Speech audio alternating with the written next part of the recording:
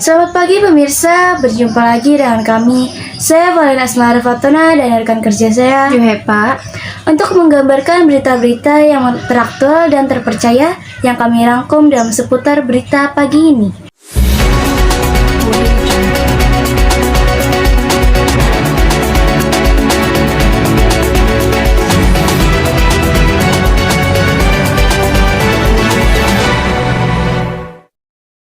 Pemirsa, BMKG Kota Semarang memperpanjang peringatan dini hujan lebat hingga sepekan ke depan. Peneliti BRI menyampaikan bahwa ada potensi cuaca ekstrim hingga badai dahsyat.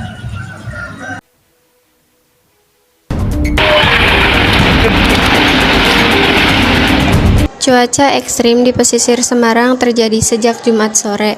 Angin kencang dan gelombang tinggi memaksa para nelayan tidak melaut.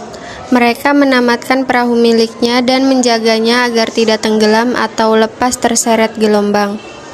Angin kencang juga menghantam permukiman warga. Menurut data sementara, 4 perahu nelayan tenggelam dan 5 rumah warga di Kelurahan Tanjung Pusat Dinding Belakang, rumah warga yang terdekat dengan laut, jebol diterjang gelombang. Beginilah dampak sapuan ombak besar yang menerjang pesisir utara Situbondo yang terekam kamera warga pada Sabtu pagi. Sejumlah perahu nelayan hancur dan terseret hingga ke halaman dan pekarangan warga. Rekaman video amatir juga memperlihatkan upaya warga dalam mengevakuasi perahu yang rusak terbelah. Selain itu, satu kapal kayu layar angkutan barang di pelabuhan Kalbut juga karam. Pesta Halloween di distrik Itaewon, Korea Selatan berujung tragedi mengerikan menyebabkan 156 orang tewas. Hingga kini penyebab insiden ini masih dalam proses penyelidikan. Kejadian itu bermula saat semakin banyak orang memadati jalan yang menanjak.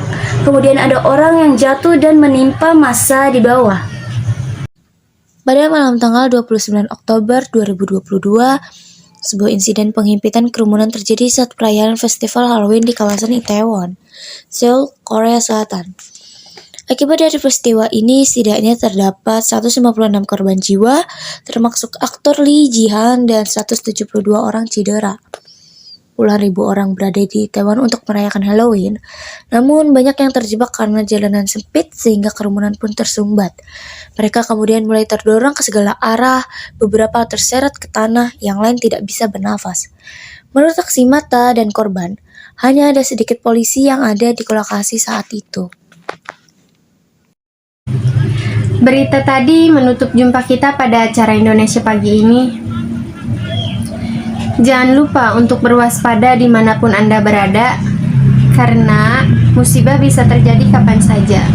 Saya Juhepa dan rekan kerja saya, Valena Asmara Fatona, pamit undur diri. Terima kasih dan sampai jumpa.